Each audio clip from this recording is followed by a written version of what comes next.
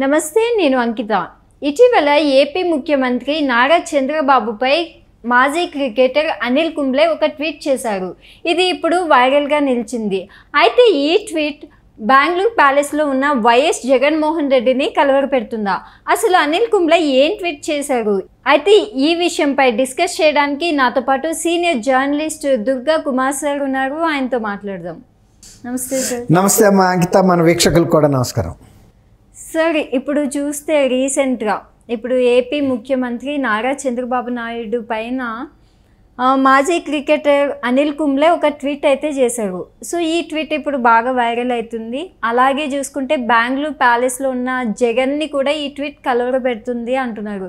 So అసలు ఆయన ఎందుకు కలవరపెడుతుంది? అనిల్ కుంబ్లే ఏం ట్వీట్ చేశారు? ఈ ట్వీట్ యొక్క సారాంశం ఏంటి? మంచి ప్రశ్న అమ్మా అంకిత. ఇప్పుడు ఏంటంటే మొగుడు కొట్టినందుకు కాదు తోడుకోవాలి నవ్వినట్టు ఇప్పుడు జగన్మోహన్ రెడ్డి గారు ఆయన ఓటమికి కన్నా కూడా ఆయన కలవరపరుస్తున్న అంశం ఏంటంటే చంద్రబాబు నాయుడు గారు జాతీయ రాజకీయాల్లో కూడా దూసుకెళ్ళిపోవటం. ఆంధ్రప్రదేశ్లోనే కాదు, నంబర్ 2గా ఉన్నాడు జాతీయ స్థాయిలో. మోడీ గారు తర్వాత చంద్రబాబు నాయుడు గారు. మోడీ గారికి ఒక కుడి భుజంగా వ్యవహరిస్తున్నాడు.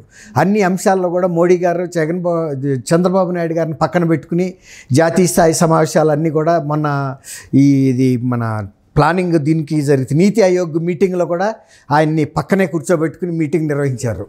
తర్వాత ఇప్పుడు అది కూడా వైరల్ అవుతుంది. జాతీయ స్థాయిలో చంద్రబాబు నాయుడు గారు ఇవాళ నంబర్ 2 ప్లేస్లో ఉన్నారు ఈ కూటమి ప్రభుత్వంలో అని. ఎన్డీఏ కూటమిలో మోడీ గారి తర్వాత చంద్రబాబు నాయుడు గారి కీలక వ్యక్తి అని. అది ఆయన మింగలేకపోతున్నాడు. అంటే తను 175కి 175 స్థానాలు గెలుస్తానని, జగన్మోహన్ రెడ్డి గారు చంద్రబాబు నాయుడు గారిని కుప్పంలో ఓడిస్తానని, 175కి 175 స్థానాలు గెలుస్తానని, ఈయనే కాకుండా తెలుగుదేశంలో ముఖ్యమైన లీడర్స్ లోకేష్ గారిని, బాలకృష్ణ గారిని, అచ్చెన్నాయుడు గారిని, ఇలాంటి వ్యక్తులందరినీ కూడా వాళ్ళ సొంత నియోజకవర్గాల్లోనే ఓడిస్తానని చెప్పి డాంబికాలు పలికాడు. అది తిరగబడిపోయి ఆయన గెలుపు కూడా ఆయన గెలిపే కష్టమైపోయింది తన సొంత నియోజకవర్గంలో. ఆయన జిల్లాలో కూడా ఆయన పార్టీ కన్నా కూడా తెలుగుదేశంకి 1.5% ఓట్లు ఎక్కువ వచ్చినాయి. ఆయన జిల్లాలో స్వీప్ చేస్తుంది వైఎస్ఆర్సీపీ అనుకున్నారు, రాయలసీమ అంతా అనుకున్నారు. కానీ ఆయన అనుకున్న పరిస్థితి అక్కడ కూడా తిరగబడిపోయింది. దాంతో చాలా కుమిలిపోతున్నాడు. అసలు ఆంధ్రప్రదేశ్ శాసనసభలో కూడా ఆయన ప్రవేశించడానికి ధైర్యం చాలటం లేదు. విజయవాడలో ఉండటానికి కూడా భయపడుతున్నాడు. ఆయన ఏమాత్రం అవకాశం ఉన్నా కూడా బెంగళూరు ప్యాలెస్కి వెళ్ళిపోతున్నాడు. అది అట్లాంటి పరిస్థితిలో అనిల్ కుంబ్లే చాలా మంచి ప్రముఖమైన క్రికెటరు. ఆయన చంద్రబాబు నాయుడు గారి మార్గదర్శకత్వాన్ని, తర్వాత ఆయన దార్శనికతని, ఆయన ముందు చూపుని, ఆయన పరిపాలనా దక్షతని, ఆయన గ్రామాల్లో ఉండే టాలెంట్ని, అంటే క్రీడాకారుల్లో ఉన్న ప్రతిభని పట్టుకోవటానికి ఆయన గాంధీవా ప్రాజెక్ట్ అని గతంలో ఆయన కండక్ట్ చేసి దానిలో వచ్చిన కొంతమంది మెరికల్ లాంటి స్టూడెంట్స్, క్రీడాకారులు ఇవాళ ఒలింపిక్స్లోకి వెళ్ళారు. అది ఆయన అభినందించింది. ఎవరు? అనిల్ కుంబ్లే ఆయన అభినందించిన కారణం అది. అనిల్ కుంబ్లే గారు అక్కడ టెనిక్ అనే ఒక ఇది పెట్టాడు, ఒక శిక్షణా సంస్థ క్రీడాకారులకి. వాళ్ళలో ఉండే ప్రతిభని బాగా ప్రోత్సహించి వాళ్ళని జాతీయ స్థాయిలో అంతర్జాతీయలో చేయటానికి ఆయన మరో క్రికెటర్తో కలిపి బెంగళూరులో పెట్టారు ఆ సంస్థని. వీళ్ళు గాంధీవా ప్రాజెక్టులో కొంతమంది మెరికల్ లాంటి వాళ్ళు వస్తే అందులో ఒక ఆమె జ్యోతి ఎర్రాజీ. ఆ అమ్మాయి ఒక గ్రామీణ ప్రాంతం నుంచి వచ్చిన బాలిక. ఇవాళ ఆమె టాలెంట్ని పట్టుకుని బయటికి తీసుకొచ్చేటప్పటికి తర్వాత వీళ్ళు టేకప్ చేశారు ఈ అనిల్ కుంబ్లే వాళ్ళు అక్కడ బెంగళూరులో ట్రైనింగ్ ఇచ్చిన తర్వాత ఆ అమ్మాయి ప్రతిభ పాట వాళ్ళు ఎంత విజృంభించిందంటే ఆమె ఇవాళ ప్యారిస్లో జరుగుతున్న ఒలింపిక్స్లో ఒక ఎథ్లెట్గా, ఆల్రౌండర్గా ఆమె దూసుకెళ్ళిపోతుంది. అది మన ఇండియాకే ఇవాళ గర్వకారణం. తర్వాత ఇప్పుడు వాళ్ళ సంస్థకి, టెనిక్ సంస్థకి కానీ, తర్వాత గాంధీవా ప్రాజెక్టు చేపట్టిన చంద్రబాబు నాయుడు గారికి కానీ ఇలాంటి వాళ్ళు అనేక మంది. ఇది మొన్న ఆడుకుందాం ఆంధ్ర అని ఈయన జగన్మోహన్ రెడ్డి గారు కూడా ఒకటి పెట్టాడు. అది కుంభకోణాలు చేయడానికి పనికొచ్చింది, డబ్బులు దోసుకోవడానికి పనికొచ్చింది తప్ప ఎందుకు పనికిరాల. వాళ్ళు ఇచ్చిన కిట్లు కూడా క్రికెట్ బ్యాట్ ఒక్కసారి కొడితేనే ఇరిగిపోయినాయి. అన్నీ కూడా నాసి రకం కిట్లు ఇచ్చారు. ఇది దీన్ని అదునుగా చేసుకుని రోజా లాంటి మంత్రులు విపరీతంగా ఒక 100 కోట్లు దోసుకున్నారని కూడా ఇవాళ ఆరోపణలు ఉన్నాయి. దాని మీద కూడా విచారణ జరుగుతూ ఉంది. దీన్ని పర్యాటక శాఖ కింద నిర్వహించారు.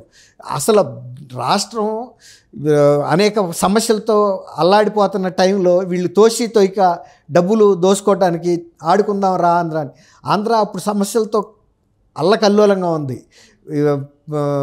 యువతకు ఉద్యోగాలు లేవు, మహిళలకు లేదు. తర్వాత ఈ గ్రామీణ పట్టణాల్లో ఉండే నిర్మాణ కార్మికులు ఇదైపోయారు, ఉపాధి కోల్పోయారు. తర్వాత వాళ్ళకి ఏదన్నా ఈ అన్నా క్యాంటీన్లు కూడా లేవు, 5 రూపాయలకి భోజనాలు పెట్టే క్యాంటీన్లు.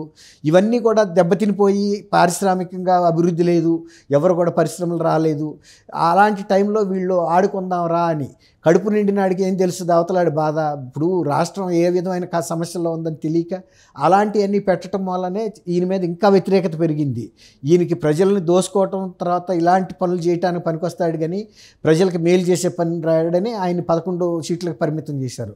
ఇప్పుడు ఈ టైంలో చంద్రబాబు నాయుడు గారు ప్రతిభా పాఠవాల గురించి, పరిపాలనా అనుభవం గురించి, ఆయనకుండే దార్శనికత ఇవన్నీ కూడా మెచ్చుకుంటా పెట్టినప్పుడు జగన్మోహన్ రెడ్డి గారికి కడుపు మంట కాకపోతే కడుపు చల్లదనం వస్తుంది. దానితోడు ఇప్పుడు అన్నా క్యాంటీన్లు కూడా వాళ్ళు ప్రారంభోత్సవానికి 100 క్యాంటీన్లు రేపు ఆగస్టు 15కి అంటే ఇంకొక 20 రోజుల లోపల ఓపెన్ అవడానికి సిద్ధంగా ఉన్నాయి. ఇవన్నీ కూడా ఇప్పుడు ఆయన ఫెయిల్యూర్స్, చంద్రబాబు నాయుడు గారి సక్సెస్లు ఇవన్నీ కూడా. అంటే ఇక్కడ చూసుకుంటే అనిల్ కుంబ్లే గారు చేసిన ట్విస్ట్ చంద్రబాబు నాయుడు గారికి చేస్తే అసలు జగన్మోహన్ రెడ్డిని ఎందుకు కలవర పెడుతుంది అంటున్నారు? అదేనమ్మా, ఇప్పుడు చెప్పే కదా మీకు, భర్త కొట్టినందుకు తోడుకోవాలి నవ్వినందుకు అని. ఇప్పుడు ఆయన చేసింది ఎవరిని? ఆయన పొగుడుతూ చేశాడు చంద్రబాబు నాయుడు గారిని. ఇప్పటికే ఈ ఘోర పరాజయంతో తలకిందులయ్యి శాసనసభకు రాకుండా, విజయవాడలో ఉండకుండా వెళ్ళి బెంగళూరులో తలదాచుకుని మొఖం, ఈవెన్ వాళ్ళ సొంత చెల్లెలు కూడా చెబుతుంది, నువ్వు పాలిటిక్స్లో అన్ఫిట్, నువ్వు వెళ్ళి శాసనసభలో కనుక సమస్యలు చెప్పకుండా తప్పించుకుని తిరుగుతున్నావు, నీకు అంత పిరికాడికి నీకు రాజకీయాలు ఎందుకు, ప్రజా జీవితం ఎందుకని ఓ పక్క చెల్లెలు అంటుంది. ఇప్పుడు అనిల్ కుంబ్లే కూడా అదే చెప్పాడు, అలాంటి నాయకులు కావాలన్నట్టుగానే కదా ఆయన దార్శనికత మూలనే గాంధీవా ప్రాజెక్ట్ అని ఆయన రూరల్ గ్రామాల్లో ఉండే క్రీడా నైపుణ్యాన్ని, సహజంగా ఉండే నైపుణ్యాన్ని పట్టుకోవటం కోసం ఆయన ఆ స్క్రీనింగ్ పెట్టాడు. ఆ రోజుల్లో పెట్టినప్పుడు ఈ అమ్మాయి అందులో వచ్చింది, జ్యోతి ఎర్రాజీ. ఇవాళ ఒక దేశానికే గర్వకారణమైన స్థాయిలో ఉంది, మంచి మెడల్స్ కూడా గెలుచుకుంటుంది ఆ అమ్మాయి. అందుకని ఆయన మెచ్చుకున్నాడు. చంద్రబాబు నాయుడు గారే కనుక ఆ రోజు ఆ గాంధీవా ప్రాజెక్ట్ ద్వారా ఈ అమ్మాయిని గుర్తించకపోతే మేము మా ప్రాజెక్టులో కూడా ఈ అమ్మాయికి శిక్షణ ఇచ్చేవాళ్ళం కాదు, మా సంస్థలోను. ఇప్పుడు ఈ సంస్థలో కూడా శిక్షణ ఇవ్వటం, ఆయన పట్టుకోవటం, ఇవాళ అంతర్జాతీయ స్థాయిలో ఈ అమ్మాయి పేరు వెళ్ళిపోతుంది. ఇంకా కూడా ఉన్నత శిఖరాలకి వెళ్ళాలి. చంద్రబాబు నాయుడు గారు లాంటి ఆదర్శవంతమైన నాయకుడు, ప్రజలకి మేలు చేసే నాయకుడు, దార్శనికత ఉన్న వ్యక్తి, పాలనా దక్షత ఉన్న వ్యక్తి, చాలా ఇలాంటి వాళ్ళు కావాలని మెచ్చుకుంటున్నాడు. అది మరి సహజంగానే జగన్మోహన్ రెడ్డి గారు ఓటమితోనే అవమానం పాలైపోయాడు. అసెంబ్లీకి కూడా వెళ్లకుండా ఇంట్లో కూర్చుని మాట్లాడుతున్నాడు. అందువల్ల ఆయనకి కొంత బాధాకరంగా ఉంది అది. Okay, thank you so much sir. Thank you అమ్మా అంకిత. మన వీక్షకులు కూడా నమస్కారం.